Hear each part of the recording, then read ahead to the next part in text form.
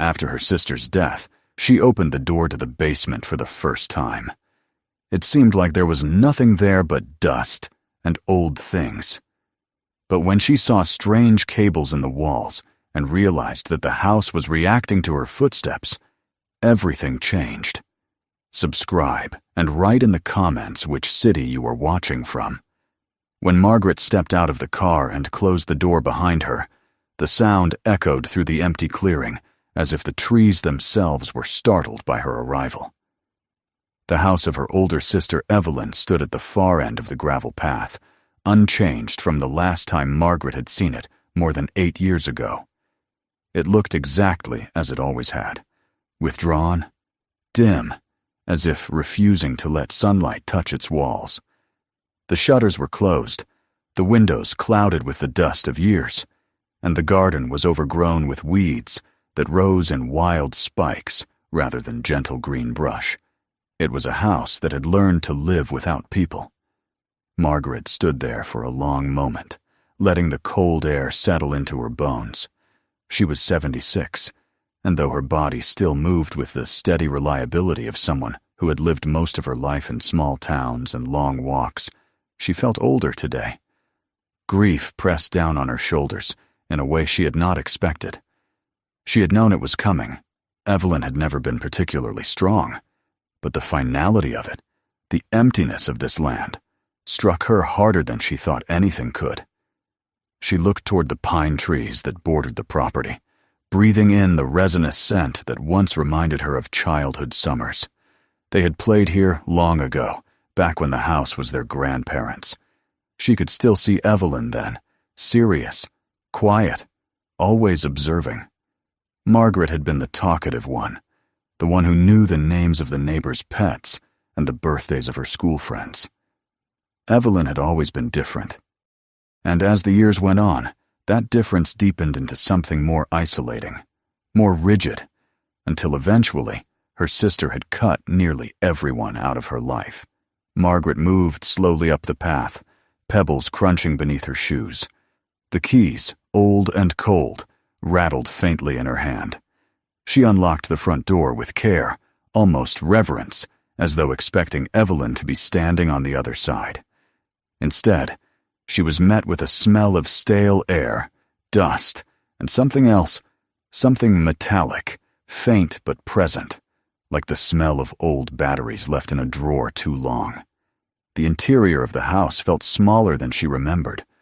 The curtains were drawn tightly across every window, blocking out daylight. Even with the overhead lights switched on, the room seemed reluctant to brighten. Furniture lined the walls in stiff, old-fashioned arrangements, as though Evelyn had feared disorder. The clock on the wall was frozen at 3:17, its hands unmoving, though Margaret remembered it working the last time she visited. Everywhere she looked, she saw evidence of a life lived in isolation. Stacks of books stood in precarious towers. Notebooks lay scattered across a desk, all closed, none dusty. Someone had used them recently. Drawers were locked. Surfaces were cleared of personal items, like photographs or letters. Evelyn, it seemed, had erased any trace of sentiment. But the strangest thing of all was how silent the house felt, not in an ordinary way, but in a way that made Margaret's breath catch. The quiet felt tense, suspended, as though it were waiting for something. Then she heard it. Soft, faint, almost too quiet to notice. A click, somewhere inside the walls. She stopped moving, holding her breath. The sound came again, a slight mechanical shift, like a switch flipping. It reminded her of the old heating system they had as children, but the heater here had been replaced decades ago. She walked toward the hallway, listening. The click repeated, softer this time, followed by a subtle hum that seemed to vibrate through the floorboards. She pressed her hand to the wall, but the sound stopped instantly, leaving her with nothing but the racing of her pulse. She pulled her hand away, shaken by how quickly the house seemed to respond. In the living room, she found Evelyn's writing desk exactly where it had always been. Inside the top drawer was a jumble of papers. but one set of notes sat neatly on top, as though placed there for someone to find. The handwriting was unmistakably her sister's. Small, sharp letters, carefully spaced. Margaret lifted the sheet, her fingers trembling as she read. Do not lift the rug. Do not touch the wall by the corridor. Do not go into the basement. Do not attempt repairs. If you hear clicking, leave immediately. Margaret reread the list 3 times, trying to understand whether it was a warning, a set of instructions, or the ramblings of a woman who had finally lost her grip on the world. She remembered the last phone call with Evelyn, a short, curt exchange about nothing in particular. Evelyn had refused to talk about her health or her life. She refused to let Margaret visit. The house isn't ready, she had said, which at the time Margaret took as an excuse to avoid human contact. Now, standing here with the list in her hands, she wondered if Evelyn had meant something else entirely. The house isn't ready. For whom? For what? Margaret moved to the rug Evelyn had mentioned in the first line. It was an old, heavy Persian piece, thick with age, worn in the middle but spotless along the edges, as if Evelyn had been dusting it daily. Margaret hesitated before pulling one corner up. Underneath, instead of plain wooden planks, she found a small patch of new, unscarred flooring, about the size of a square tile. New wood inside an old house was strange enough, but what unsettled her more were the tiny screw heads visible along the outer edges. It wasn't just new, it was secured. Something was under there. She let the rug fall back into place, more shaken than before. Every instinct told her to leave the house, call someone, ask for help. But Margaret was not someone who frightened easily, even at her age. And this wasn't just any house. This was her sister's life, her secrets, her madness, her loneliness. Margaret felt compelled to understand, at least a little of it, not only for herself, but out of a kind of loyalty to the woman they had once both been. Still, she could not shake the feeling of being watched. Not by a person. There was no one here, but by the house itself. As if the walls had ears, the floors eyes, and every silent corner held breath. She made her way down the narrow corridor that led to the back of the house. The clicking noise had returned, though quieter, now more like a series of pulses. The wall Evelyn had warned her not to touch stood on her right. Margaret leaned close without placing her hand on it.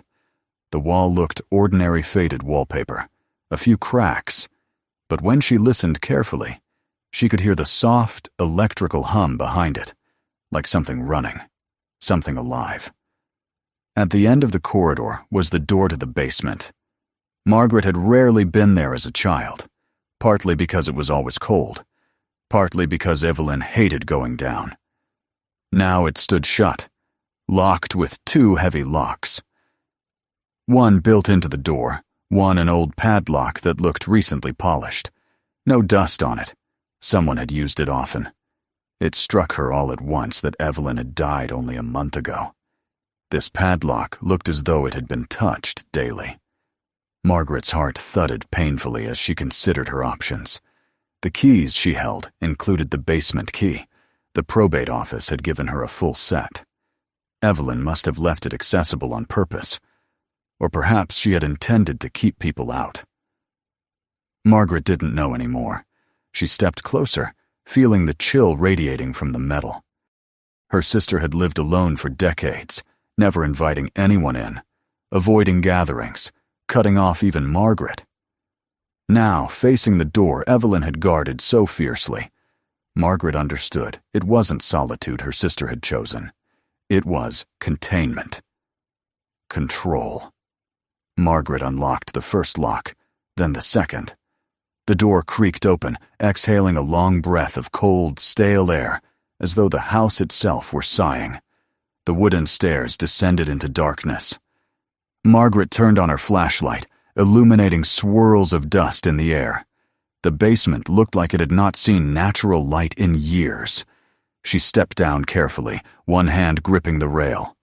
The scent changed as she descended from dust to something sharper, more industrial. At first, she thought it was old pipes, or maybe some forgotten tools Evelyn had stored down here. But then her flashlight swept across the far corner, and she froze. Thick black cables, the width of her wrist, ran in perfect parallel lines across the floor. They stretched from the far wall toward a concrete barrier she had never seen before. This wasn't part of the original house. The cables glistened faintly, as if coated in a thin film of oil. They were too new, too deliberate, too purposeful. Margaret slowly approached them, stunned. The cables lay perfectly straight, not tangled or dusty, but clean, almost polished. They disappeared under a reinforced section of the wall, entering through a wide opening that looked as though someone had carved it out with industrial tools. The concrete was newer, smoother, without cracks. She knelt slowly beside the cables, her flashlight trembling in her hand. When she brushed her fingers against one, she recoiled. The cable was warm. It vibrated faintly, like something was flowing through it at that very moment. She touched another. The same warmth, the same pulse. The basement was silent except for the faint hum of electricity, or something like electricity, moving beneath her fingers. The warmth felt wrong. Not the warmth of a simple wire, but something deeper, steadier, alive in a way she could not understand. She looked around, heart pounding, and realized with horror that the cables weren't covered in dust at all, which meant someone had cleaned them. Someone had tended to them. Recently. Her sister had lived alone, and now Evelyn was gone, which left the question Margaret did not dare speak aloud. Who was maintaining them now? The house gave no answer. Only the cables did by, pulsing again beneath her hand, a soft, deliberate vibration, as though acknowledging her presence. Margaret backed away, her breath shaking, the flashlight beam wavering. She felt swallowed by the dark, by the cold, by the buzzing quiet that wrapped around her like a warning. And in that moment, she understood something with absolute clarity. Whatever her sister had been doing in this house, whatever she had feared or followed or allowed, Margaret had stepped into the middle of it. The house wasn't empty. It had never been empty. And now it knew she was here. The basement felt colder as Margaret remained there, as though the air itself had thickened around her after she touched the cables. She stood very still, the flashlight trembling slightly in her grasp, waiting for her heartbeat to steady. The faint hum seemed to settle back into its slow rhythm, but now that she had noticed it, she could not unhear it. The vibration beneath her feet felt almost like breathing, a steady, controlled inhalation and exhalation pulsing through the concrete. She told herself it was electricity, nothing more, but the thought brought no comfort. No ordinary house needed cables like these. She lifted the beam of her flashlight toward the concrete wall into which the cables disappeared. She didn't remember this wall from childhood, and she was sure she would have. The original basement had been entirely stone rough, uneven, hand-laid generations ago. This new barrier was smooth and gray, poured in one seamless piece. It gleamed faintly under the flashlight, clean in a way nothing else in the basement was. As she stepped closer, she realized it wasn't simply a wall. It was a partition. Something was behind it. The discovery drew her forward, carefully, breath held. There was a narrow space on the right where the concrete didn't quite meet the original stone foundation. A seam, a small vertical crack, barely visible if one didn't know to look for it. When she leaned in and pressed her fingers to it, she felt a soft draft of air brushing against her skin from the other side. Not strong enough to be a ventilation line, but steady, as though some chamber beyond was breathing out into the basement. The thought chilled her. She stepped back and turned her flashlight toward the stairs, half expecting to see someone standing there, someone who didn't want her here. But the stairs were empty, only a thin ribbon of daylight falling faintly down the steps from the open door above. No footprints disturbed the dust, except her own. No movement in the shadows, except the slow settling of old cobwebs. Still, the sense of being watched didn't leave her. Margaret returned her attention to the seam. She ran her fingers along the line again and felt a small metal ridge hidden beneath the smooth concrete, almost invisible, but unmistakably artificial. Something like a latch. She pressed it lightly, but nothing happened. She pressed harder, feeling the metal click beneath her thumb. This time, the vibration in the cables intensified briefly, a low, unsettling thrum like some dormant beast being nudged awake. Margaret flinched backward, but the basement did not explode into noise or movement. The cables quieted to their usual steady pulse, the lights did not flicker, and the wall remained unmoving. Yet she was certain something had answered her touch. She didn't dare try the latch again right away. Instead, she walked slowly along the concrete left, then right, examining every inch of its surface. Her flashlight revealed faint scuffs near the bottom edge, barely noticeable. Not from tools or machinery, but from something scraping lightly along it. When she knelt and looked closer, she realized the entire wall was sitting on a thin metal track embedded in the floor. A movable panel, a disguised entrance. Her heart tightened. Someone had built an entire hidden structure in her basement, a structure that hummed, breathed, and moved. The thought made Margaret look back to the top of the stairs again, suddenly and sharply. Nothing. But the stillness now felt staged, as if the house were holding its breath and waiting to see what she would do next. She returned to the latch, knowing she had no choice. She pressed it firmly this time. For a moment the wall stayed still, utterly silent. Then a soft mechanical groan echoed from behind the concrete. The sound was deep and resonant, muffled but distinct. The cables brightened in her flashlight's reflection as their pulse quickened, and the floor beneath her seemed to shift ever so slightly. A moment later, the concrete panel slid an inch to the right, just 1 inch, enough for Margaret to feel a puff of chilled, stale air rush out, carrying a hint of ozone and dust that had not been disturbed in a long time, enough to confirm that the wall was designed to open further. Her breath fogged faintly in the air. She swallowed. She pressed the latch again. This time, the wall slid slowly but continuously until it revealed a narrow opening just wide enough for a person to slip through. Beyond it, the darkness was total, swallowing the beam of her flashlight as though absorbing the light. A faint hum echoed from within the hidden chamber, deeper and louder than in the basement. Mechanical, alive.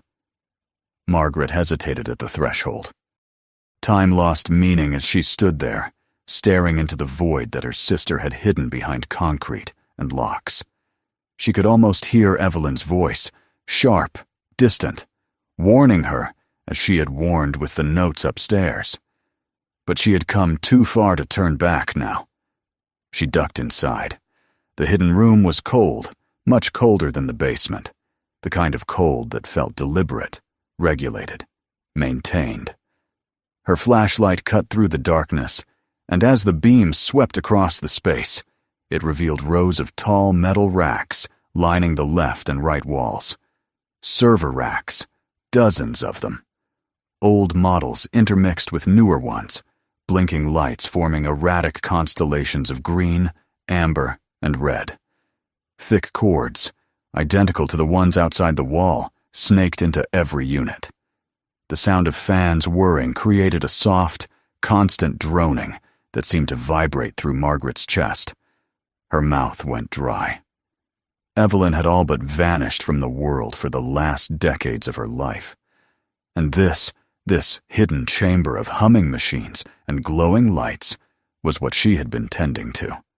Margaret stepped farther into the room, the door sliding closed behind her with a soft thump that made her heartbeat spike. She spun around and saw that there was no latch on this side, only the smooth, blank back of the concrete panel. Panic fluttered in her chest, but she forced herself to breathe deeply. She tried pushing the panel, but it didn't move. She searched along the edges for a hidden switch, but her fingers found only cold stone. She forced herself to stop. There had to be another way out. Evelyn would not have trapped herself in here. Her flashlight swept across the racks again, then toward the far wall. On a metal table beneath a set of overhead lamps, which were the only lights besides the servers, sat a stack of old notebooks, neatly arranged with a pair of reading glasses placed on top. Beside them lay a set of small tools, screwdrivers, pliers, crimpers, a coil of cleaned wires. Next to those were 3 external hard drives with masking tape labels, handwritten in Evelyn's precise script. Margaret approached the table, her legs unsteady. The first hard drive read, Year 1 to 12 recordings. The second, Hallway plus attic feeds. The third, New installations, urgent. Her fingers trembled as she touched the notebooks. The top one was open, a pen resting along its crease. Evelyn's last entry covered the page in sharp, controlled handwriting. Margaret leaned closer, the cold light above casting pale illumination across the ink. Entry 342. Power fluctuations noted again in corridor wall. Applied reinforcement patch. No signs of breach. Integrity stable. Surveillance uplink confirmed functional for all channels. Strange activity in basement feed again. System reactivated sub-monitor number 4 without prompt. Will attempt manual override later. Cannot risk prolonged outage. They will check. Margaret reread the line. They will check. The words clung to her, heavy and frightening. Who were they? Who had her sister been reporting to? And why had she been so afraid of failing them? She picked up another notebook and opened it. This one was older. The pages were yellowed along the edges.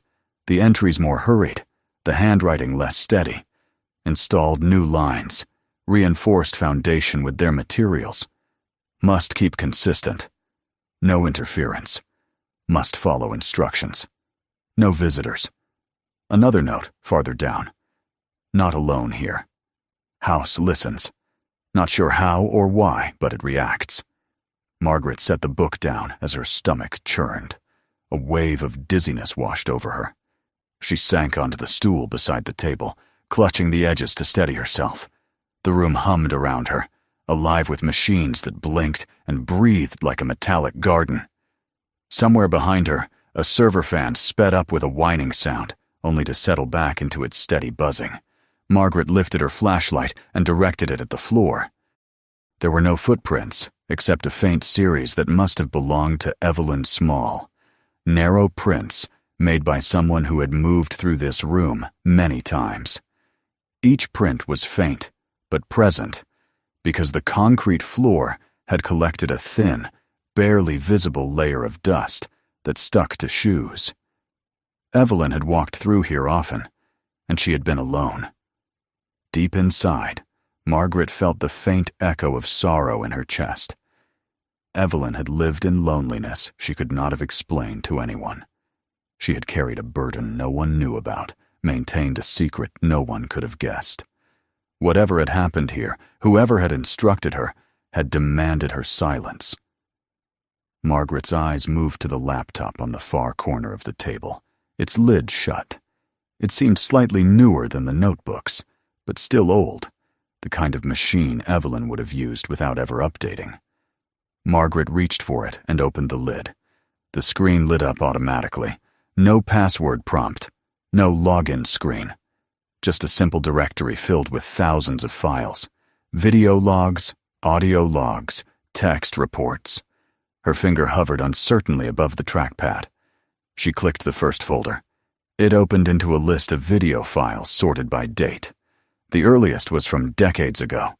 The most recent one was from 3 days after Evelyn's death. Margaret stared at the date. Her breath hitched painfully.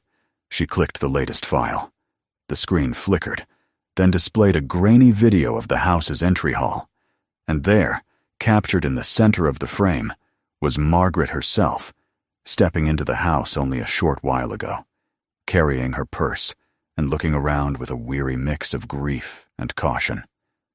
The video continued. It showed her closing the door, hanging her coat, and walking toward the living room. The camera followed her every movement with perfect, silent precision. Margaret felt her throat tighten. She shut the laptop quickly, pushing it away as if it were hot enough to burn her. Her chest felt tight. Her breath rushed in small, panicked gasps. Someone or something had recorded her after Evelyn had died. That meant the system was still running, still watching, still sending data somewhere. She pressed a shaking hand to her forehead and tried to think. This wasn't just a network of cameras installed out of paranoia. It wasn't just a private surveillance grid. It was part of something larger. Something Evelyn had been ordered to maintain. Something that continued running without her. And Margaret had walked straight into it. She looked back at the wall behind her, the panel that had closed automatically. There had to be a way out. There had to be. Evelyn had not been the kind of person to trap herself deliberately.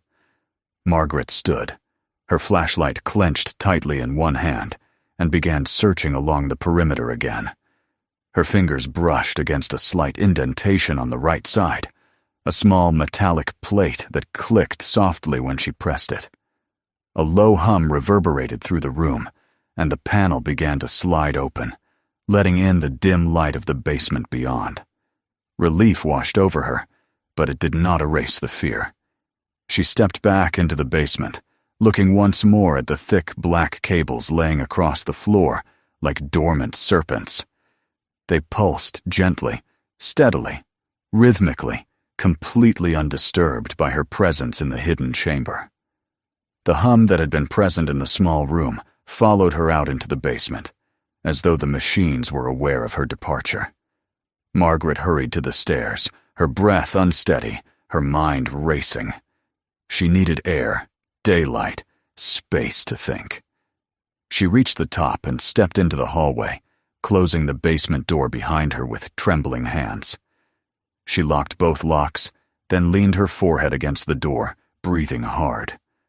But as the silence of the house settled around her again, she heard it, the soft click inside the wall, the subtle shift she now recognized too easily. The system knew she had found the chamber. It had been watching her long before she knew to watch it. And for the first time since entering the house, Margaret felt deeply, painfully aware that even though her sister had died, nothing inside this house had died with her. Margaret shut the basement door and stood in the silent hallway, her hand still trembling around the lock. The old wooden boards beneath her feet felt softer than they should have, as though the house were no longer a structure, but a lung, expanding and contracting in slow, measured breaths. The air tasted stale, tinged faintly with metal, as though whatever machines hummed below were exhaling into the living space above. She leaned back until her shoulders touched the opposite wall, letting her eyes close for a moment. But even with her eyelids lowered, she could not escape the image of the hidden chamber. The server towers, the glowing lights, the faintly pulsing cables, and the cold, disciplined handwriting of her sister, chronicling her own quiet descent into some secret world she could never speak of. When she opened her eyes again, she became aware of another shift in the atmosphere. The clicking within the walls, which had been intermittent before, was now steady, like a patient tapping a finger against the bone of the house. It traveled behind her left shoulder, down the corridor, and into the living room. It wasn't loud, but its presence was undeniable. Something had awakened, or perhaps it had simply turned its attention back to her. Margaret forced herself to step away from the basement door. She needed to think, to breathe, to understand what she had stepped into. The house, once familiar from her childhood visits, now felt like a stranger. Every shadow seemed too static, every silence too deliberate. She went to the living room and sat carefully in the armchair near the window, but the curtains were closed so tightly that she had to resist the urge to peel them apart and let daylight wash over the room. Something about the drawn curtains felt intentional, as though the house wanted to remain unseen. She took a slow breath and tried to gather her thoughts. Evelyn's notebooks, the surveillance feeds, the cold room behind the concrete panel. It all pointed to a secret that had devoured her sister's life. And the recent recordings proved the system was not only active, but observant. It didn't need Evelyn anymore. It had continued on its own. Margaret felt the prickling sensation of being watched again, but she kept her eyes fixed on the carpet, trying to calm herself. She recalled the old days, when she and Evelyn were girls. Back then, the house had felt alive in a different way. Alive with memories, with laughter, with the chaos of childhood. They had run through the hallways playing hide-and-seek. They had whispered at night, imagining monsters in the shadows, never knowing that the real horror would come decades later, disguised as a quiet network of cables and cameras. She thought of Evelyn's behavior in her final years, the refusal to let visitors inside, the cryptic warnings, the avoidance of any topic that might reveal too much. Margaret had believed Evelyn was simply reclusive, broken by loneliness or the weight of age. But now she knew the truth. Evelyn had been protecting something. Or perhaps she had been trapped by it. The more Margaret sat in the quiet room, the more she felt the clicking in the walls shift, adjusting itself to her stillness. She rose slowly, unable to endure the sensation any longer. She walked toward the kitchen, hoping movement might ease her tense thoughts. As she entered the kitchen, she noticed that the faint hum from the basement seemed stronger here, vibrating beneath the linoleum floor.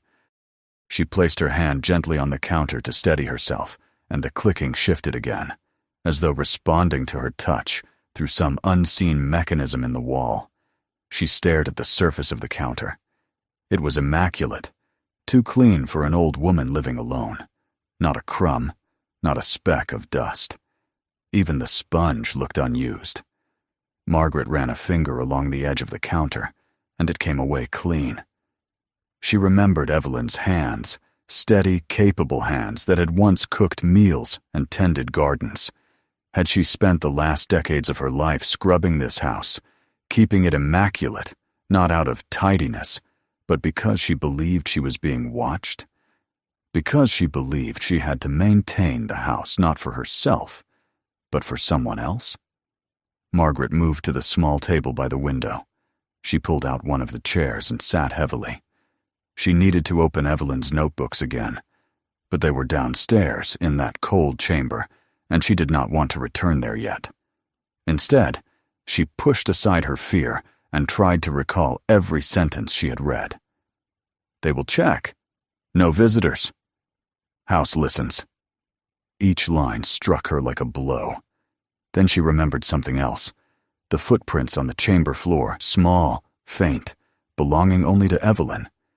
But the cables were spotless. She had not cleaned them in the last days of her life.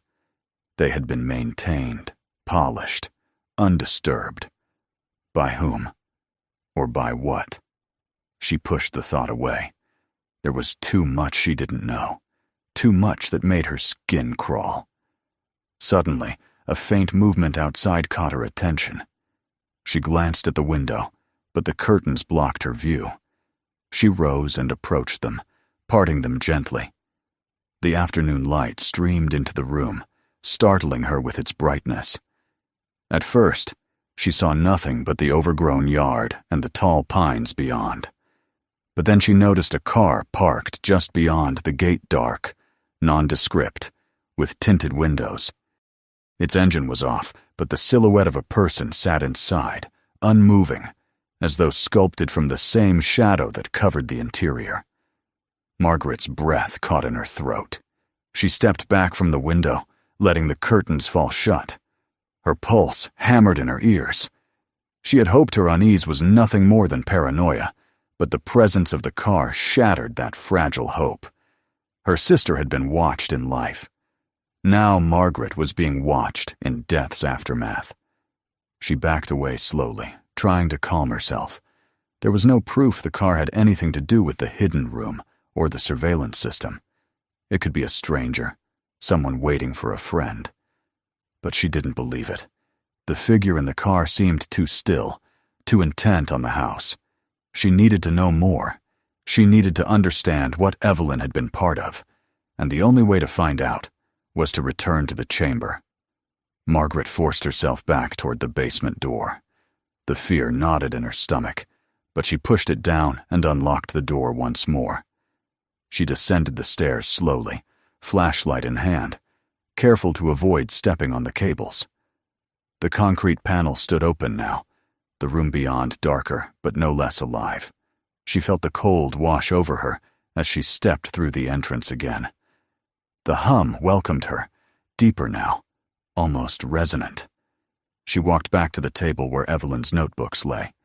She opened one at random and read another entry. Visitors near the perimeter again. They come late. Not sure if they notice changes inside. Must maintain all functions. Must not allow any outages. Must not contact Margaret. Must not contact Margaret. Margaret closed her eyes. A sadness she had never known before filled her chest. Her sister had pushed her away not out of resentment, but out of fear. Fear that Margaret would become entangled in whatever had consumed her life.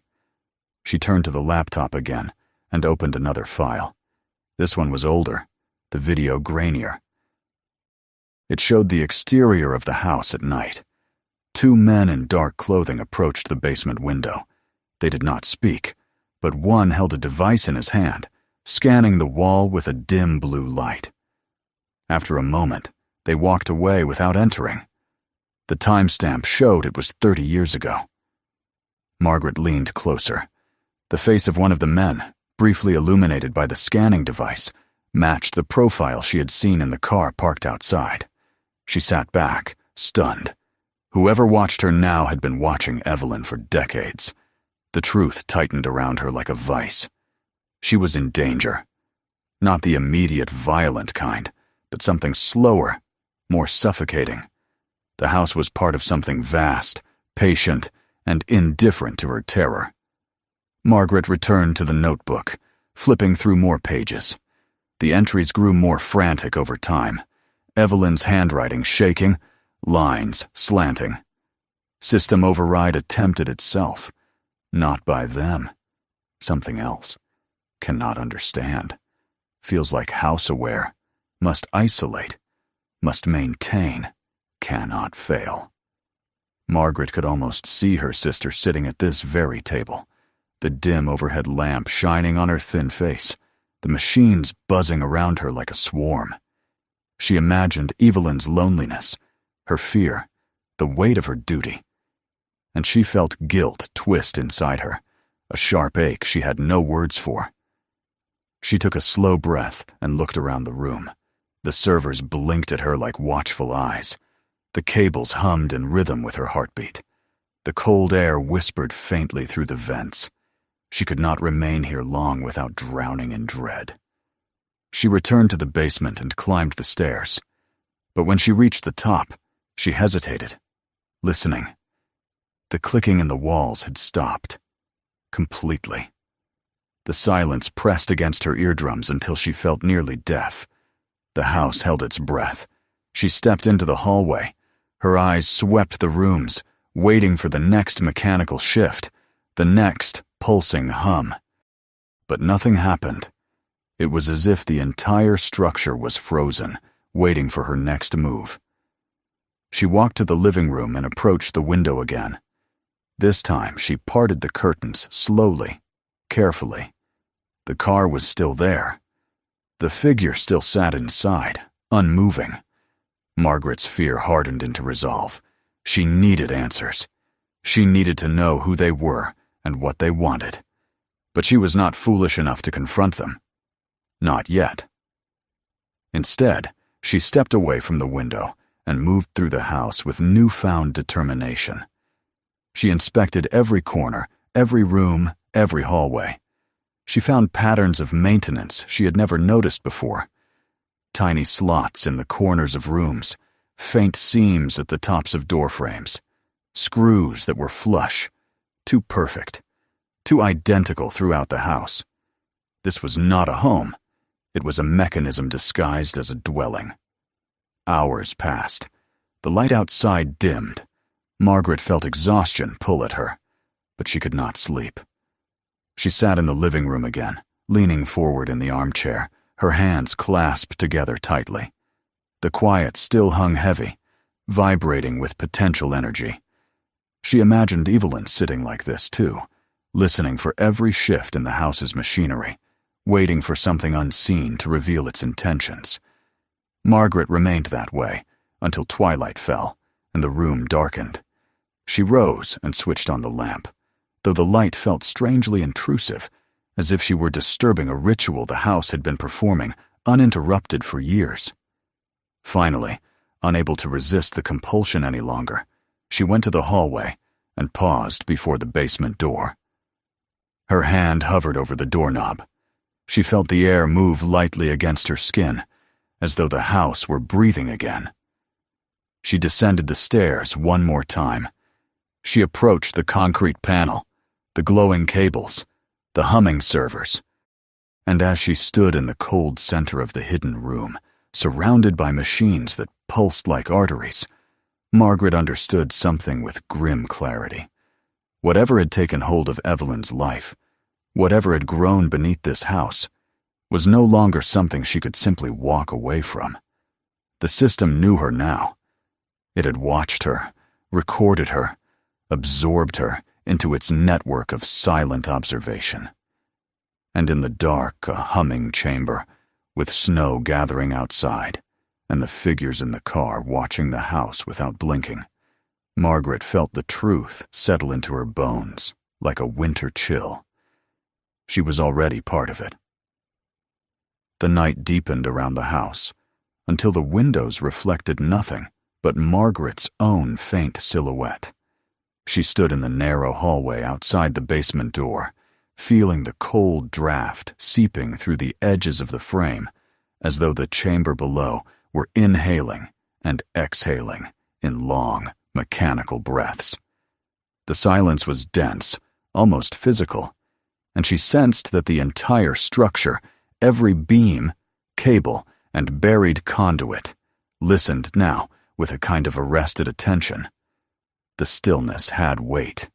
It pressed on her shoulders, gathered in the corners of her mind, and made her unsure whether the house waited for her next step, or whether it had already decided its own. She moved toward the living room with slow, measured steps, still shaken by the presence of the car outside.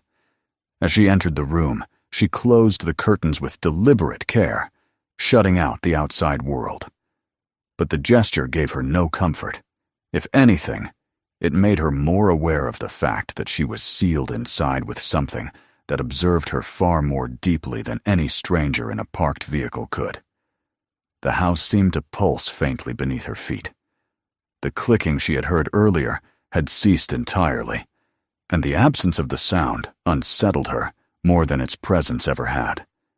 It reminded her of a predator pausing, preparing to move. She sat in the armchair again, gripping the fabric on each side, staring at the faint lamp glow that softened the darkness. Her heart beat in uneven patterns, echoing the tension that had built over the past days. She could not escape the certainty that the house was shifting around her, slow but purposeful, like a creature adjusting its posture in the dark.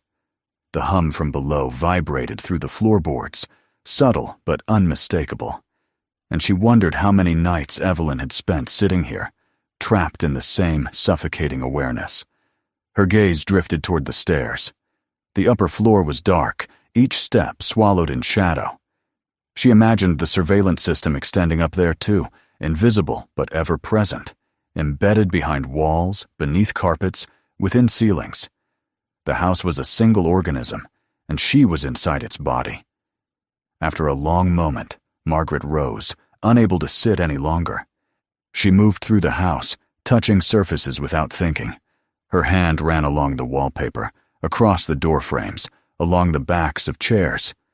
She felt for the hidden seams she had seen earlier. Faint lines, unnatural symmetry, screws that were too neat and evenly spaced. Everywhere she looked, she found evidence that the house had been altered, reshaped, prepared for a purpose Evelyn had never fully understood, one Margaret still could not decipher. Her steps carried her to the back door. She unlocked it quietly and stepped onto the porch. The cold air hit her skin with startling clarity, and she breathed in deeply, almost gasping at the freedom of being outside walls that watched. The yard stretched in pale blue moonlight, the overgrown grass whispering as wind stirred through it. The car was still there, a dark shape behind the gate. The figure inside remained absolutely still. Margaret froze, her breath suspended. Something about the stillness of the figure, its complete lack of movement, even the usual subtle shifts of a living person, felt unnatural. She stared at the silhouette until her eyes stung, but it never stirred. A deep, primal fear lit in her chest. She stepped back slowly and retreated inside, locking the door behind her. The weight of the house closed around her again, but at least she was no longer exposed to the figure's unmoving gaze. She leaned against the door for several long seconds, trying to steady her breath. Her fear now came from two directions: the watchers outside and the watchers within. She no longer knew which was more dangerous. She returned to the living room, her mind circling around the same question. What did Evelyn discover in this house that made her isolate herself completely? What contact had she feared? And what, exactly, had she been maintaining? The surveillance system was old, far too old for modern architecture. The cables were industrial, almost militaristic. The servers had been upgraded through generations, each piece of equipment carefully installed to maintain continuity. Margaret felt like she had inherited a history she was not meant to see, one that connected her sister's solitary life with something buried far larger than the house. Her thoughts drifted back to the notebooks she had found in the chamber. Evelyn's handwriting had grown increasingly frantic, the notes more cryptic, as though she had been unraveling some terrible truth the closer she examined the system. Margaret needed to understand what her sister had discovered. The fear of returning to the chamber gnawed at her, but the fear of ignorance gnawed deeper. She went back to the basement door, opened it again, and descended. The air felt colder now, and the hum of the machines echoed faintly across the concrete. When she stepped into the chamber, the glow of the server lights cast a shifting, unnatural blue across the walls. It reminded her of moonlight filtering through deep water. She crossed to the table and opened the notebook she had last read. Her eyes flicked across the entries. External pressure. Attempts to override system from outside detected. Unidentified signals. Not matching patterns from controllers. House responding autonomously. Not sure how. Margaret paused at this entry. Her breath caught slightly.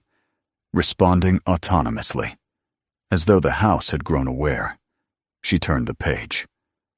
Cannot disengage system. Must keep it stable. If compromised, consequences unknown. There were more entries, written in increasingly shaky script. They come again at night, always scanning. Think they suspect malfunction. Cables warming. Activity increased. Something shifting in upper conduits. House adjusting itself. And then, the final entry, written in faint, uneven letters. I am not alone in here. Not anymore. Margaret closed the notebook abruptly, her hands trembling. She backed away from the table. The humming grew louder for a moment, as though stirred by her tension, then quieted again.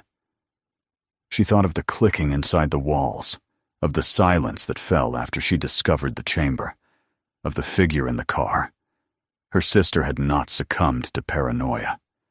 She had been trying to survive something real. Margaret took a shaky breath and forced herself to gather the other notebooks, stacking them neatly. She turned to leave the chamber, but as she stepped toward the exit, she heard a faint sound behind her. A soft whir, almost like a breath. She spun around, the flashlight beam trembling in her hand. The server lights continued their rhythmic blinking. The cables lay coiled where she had seen them before. Nothing moved, but the whirring came again, softer this time, almost curious. It came from the far right wall, behind a panel she had not yet examined. Slowly, she approached it. The sound stopped abruptly, replaced by silence so complete, she felt as though the house held its breath again. She stood motionless for several seconds, listening. Her pulse pounded in her ears. Finally, she reached out and touched the panel. It was warm beneath her fingertips, not hot, but warmer than the surrounding concrete. Something behind it was active, alive. She searched the wall with her fingers until she found a small indentation. Her thumb pressed into it, and the panel slid slightly. She pulled it open with both hands, revealing another narrow passage. Cold air rushed out, carrying with it the faint smell of metal and ozone.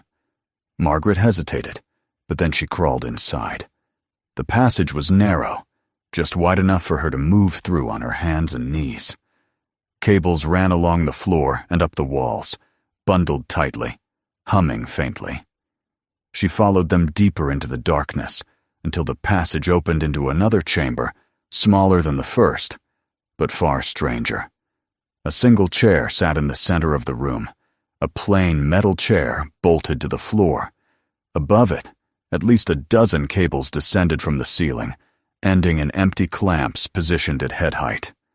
A monitor on the wall flickered with faint static, though the machine itself was off. Margaret stared at the chair, her breath shallow, her thoughts racing. Had Evelyn used this? Had someone else? Was it for observation? Interrogation? Control? A notebook lay on the floor beside the chair, and Margaret forced herself to pick it up. She flipped through its pages. They were filled with notes, written in a different neat, clinical handwriting with no trace of her sister's emotional instability. Subject compliant. Signal stable. Cognitive interface incomplete. Requires organic adjustment. Primary participant showing degradation. Backup required. Margaret felt her knees weaken. She clutched the notebook to her chest. Back in the room, the static on the monitor flickered again. The cables above the chair swayed faintly, as though stirred by a breeze that came from no source she could feel. The air thickened, and she felt something like presence, something that had lingered in this room long before she entered. She fled, scrambling back into the passage, her breath ragged. The cables seemed to vibrate beneath her hands as she crawled. When she reached the main chamber again, she stumbled to her feet and hurried out into the basement, slamming the concrete panel shut behind her. When she reached the top of the stairs, she locked the basement door again, then leaned against it, her chest heaving, her face wet with sweat and tears. The house was no longer just a structure altered by surveillance. It had been a place of experiments that required human involvement. And whatever had been started, there had not ended with her sister's death. Margaret stumbled into the living room. She felt suddenly small, fragile, like an insect inside a machine that could crush her without effort. She sat on the floor by the armchair and pulled her knees to her chest, listening to the quiet. Her thoughts spiraled into darkness. Evelyn had been used. used and silenced, and Margaret had stepped directly into her place. The clicking in the walls started again. Slow, methodical. A single click, then another, then another.